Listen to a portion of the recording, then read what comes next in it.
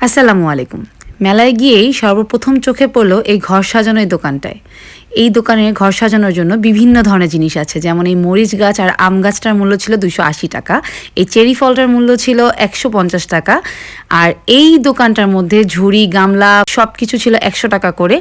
এটা হচ্ছে বিভিন্ন খেলনার দোকান। এই খেলনার দোকানে আসলে এক একটা জিনিস এক এক রকম দাম। এই পুতুলগুলো ছিল 200 টাকা করে পার পিস, যদিও কিউট ছিল বাট প্রাইসটা আমার কাছে একটু বেশি মনে হয়েছে।